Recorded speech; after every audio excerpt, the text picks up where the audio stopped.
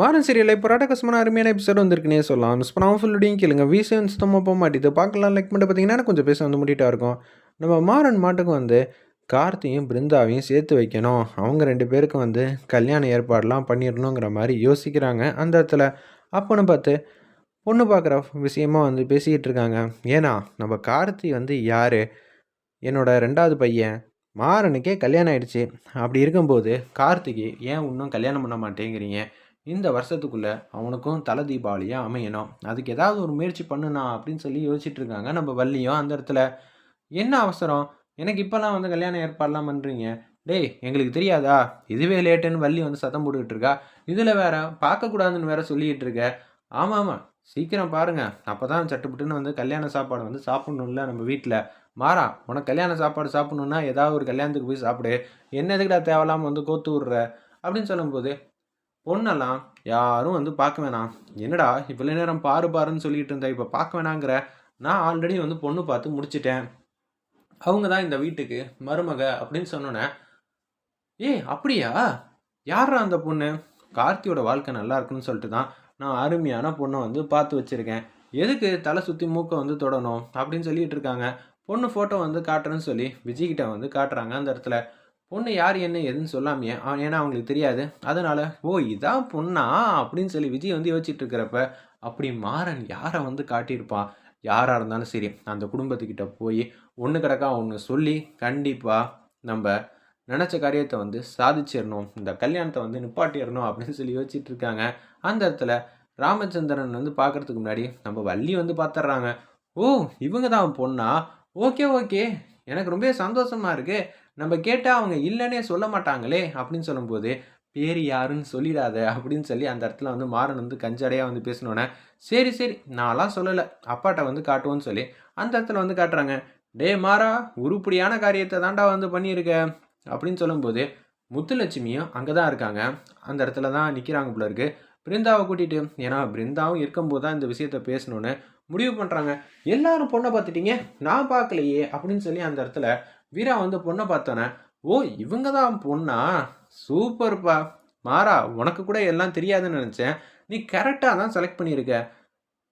நம்ம கார்த்திக் என்ன சொல்கிறதுன்னு தெரில. அதே மாதிரி பிருந்தாவும் பக்கத்தில் வந்து நிற்கிறாங்க. என்னது நம்ம 2 பேரும் லேட் பண்ணிட்டோமோ, வீட்டில் எதுவும் சொல்லாமல் விட்டுட்டோமோ, இப்போ என்ன பண்ண போகிறோம்னு தெரிலங்கிற மாதிரி யோசிச்சுட்டு இருக்காங்க அந்த இடத்துல.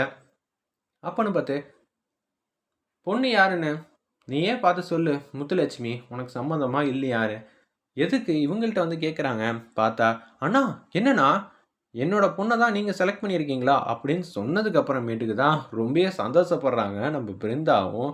ஒரு பக்கம் கார்த்தியும் பெருமூச்சு விடுறாங்க. என்னடா கரெக்டான ஏற்பாடு தானே அப்படின்னு சொல்லும்போது, உனக்கு முன்னாடியே தெரியுமா? ஆமாம், நீங்கள் 2 பேரும் லவ் பண்ணுற விஷயந்தான் எனக்கு ஊரில் இருக்கும்போது, அதுவும் கிராமத்தில் நீ வந்து வளையல் வாங்கினியே அப்பயே கண்டுபிடிச்சிட்டேன். எப்படி இருந்தாலும் நீ லேட் பண்ணுவ, லவ்வை சொல்கிறதுக்குள்ளே வந்து போதும் போதும்னு ஆகிடும். அதனால தான் நான் உனக்கு முன்னாடி முந்திக்கிட்டு உங்கள் 2 பேருக்கும் கல்யாண ஏற்பாடெலாம் வந்து தடபடலாம் வந்து பண்ணிடுறேன். சரியா? தம்பியோட கல்யாணத்தை நீ வந்து பண்ணி வச்ச, அண்ணனோட கல்யாணத்தை நான் பண்ணி வச்சதா இருக்கட்டும் வரலாறுல அப்படின்னு சொல்லி காமெடியாக பேசும்போது, முத்துலட்சுமி உனக்கு சம்மதம்னா சொல்லுமா அப்படின்னு சொன்னோன்னே, சம்மதம் அப்படின்னு சொல்லிடுறாங்க. பொண்ணுக்கும் மாப்பிள்ளைக்கும் கேட்க வேணாமா? அவங்களுக்கு டபுள் சந்தோஷம் தான் அப்படின்னு சொல்லும்போது, என்னங்கிற மாதிரி சொன்னோன்னே வெட்கப்பட்டு சிரிக்கிறாங்க. இது தெரியாமல் போச்சே அப்படின்னு சொல்லும்போது, என்னது 3வது பொண்ணும் எங்கள் வீட்டிலேருந்து தான் எடுக்கிறீங்களா? என்னடா நினச்சிக்கிட்டு இருக்கீங்க அப்படின்னு கண்மணி வந்து யோசிக்கிறாங்க. கண்மணி, வாயை திறந்து எதுவும் சொல்லிடாத. நீயே வந்து சும்மா தான் நின்றுக்கிட்டு இருக்க இந்த வீட்டில். பழைய கண்மணியாக இருந்தாலும் ஏதாவது ஒன்று சொல்லலாம் பேசலாம். நீ யார் எப்பேற்பட்டவங்கிற விஷயம் எல்லாம் தெரிஞ்சிச்சு. இந்த குடும்பத்தையே பழி வாங்கணும் தான். அதனால மாமா வந்து உன்னோட கருத்தெல்லாம் எடுத்துக்கவே மாட்டாங்க. அமைதியாக நில்லுமா அப்படின்னு சொல்லி அந்த இடத்துல வந்து யோசிச்சுட்டு இருக்காங்க நம்ம வீரா.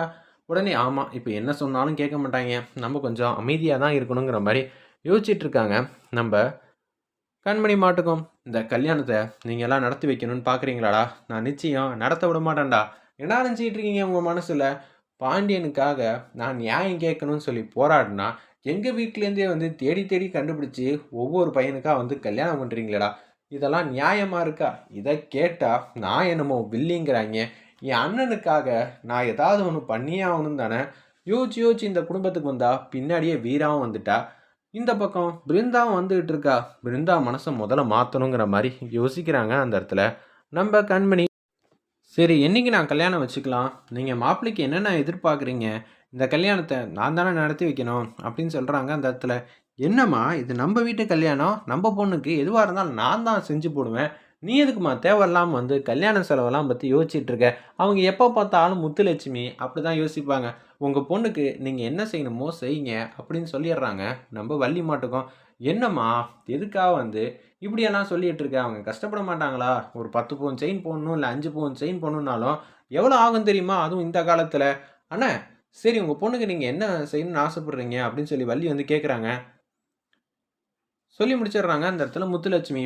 "சரிங்க, அது எல்லாம் என்னோட சீரு. நான் வந்து உங்களுக்கு வந்து குடுத்துர்றேன்." அப்படின்னு சொன்னோனே, அவங்களுக்கு ஒண்ணும் புரியல. "என்னங்க நீங்க குடுக்குறீங்களா? நீங்க குடுத்தாலும், அண்ணன் குடுத்தாலும் ஒண்ணு தானே?" "இல்ல, நான் பொண்ணுக்கு சித்தி மொற. சரிங்களா? அப்பனா நான் உங்களுக்கு அக்கா மொற தானே?" "ஆமாங்க. அதனால தான் சொன்னேன்." அப்படின்னு சொல்லி வள்ளி வந்து சூப்பரா வந்து பேசிட்டு இருக்காங்க முத்துலட்சுமிக்கு. "என்ன உங்க தங்கச்சிய ஏத்துக்க மாட்டீங்களாங்கிற மாரி கேட்டோனே, 2 பேரும் ஹக் பண்ணிட்டு அப்படியே சந்தோஷமா வந்து சிரிச்சுட்டு இருக்காங்க. சரி, கல்யாண ஏற்பாடுலாம் பண்ண போறீங்க. பொண்ணுக்கு பூவ வச்சு விடுற ஃபங்ஷன்லாம் இல்லையா? இவன் தெளிவா தான் இருக்கான்." அப்படின்னு சொல்லி அந்த இடத்துல வந்து நம்ம பிருந்தாக்கு வந்து அப்படியே தலை நெறைய வந்து பூவெல்லாம் எடுத்து வச்சு விடுறாங்க நம்ம வள்ளி. வேற லெவல்ல மாஸா இருந்துச்சுன்னே சொல்லலாம்.